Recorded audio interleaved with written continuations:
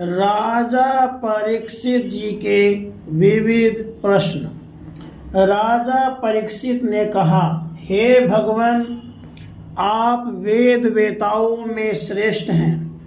मैं आपसे यह जानना चाहता हूँ कि जब ब्रह्मा जी ने निर्गुण भगवान के गुणों का वर्णन करने के लिए नारद जी को आदेश दिया, तब उन्होंने किन किन को किस रूप में उपदेश किया।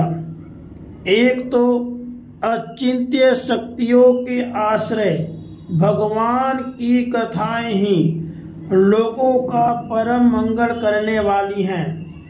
दूसरे देवर्षि नारद का सबको भगवत दर्शन कराने का स्वभाव है। अवश्य ही आप उनकी बातें मुझे सुनाइए।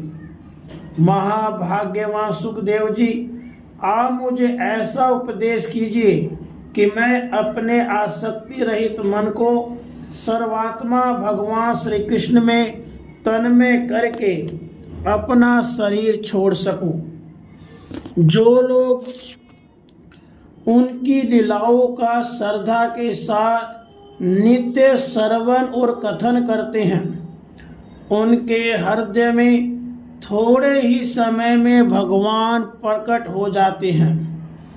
श्री कृष्ण कान के छिद्रों के द्वारा अपने भक्तों के भाव में हृदय कमल पर जाकर बैठ जाते हैं और जैसे शरद ऋतु जल का गंदलापन मिटा देती है, वैसे ही वे भक्तों के मनोमल का नाश कर देते हैं।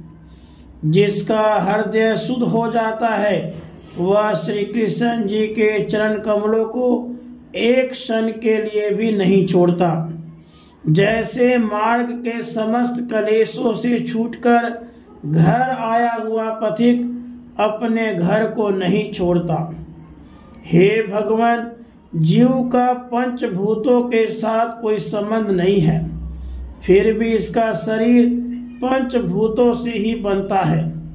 तो क्या स्वभाव से ही ऐसा होता है अथवा किसी कारणवश आप इस बात का मर्म पूर्ण रीति से जानते हैं? आपने बतलाया कि भगवान की नाभि से वह कमल प्रकट हुआ जिसमें लोकों की रचना हुई।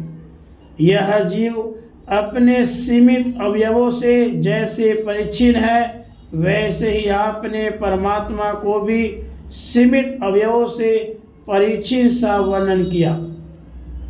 जिनकी कृपा से सर्वभूतमय ब्रह्मा जी प्राणियों की सृष्टि करते हैं, जिनके नाभि कमल से पैदा होने पर भी जिनकी कृपा से ही ये उनके रूप का दर्शन कर सके थे, वे संसार की स्थिति, उत्पत्ति और प्रलय के हेतु सर्वांतर्यामी और माया के स्वामी परम पुरुष परमात्मा अपनी माया का त्याग करके किस में किस रूप में शयन करते हैं।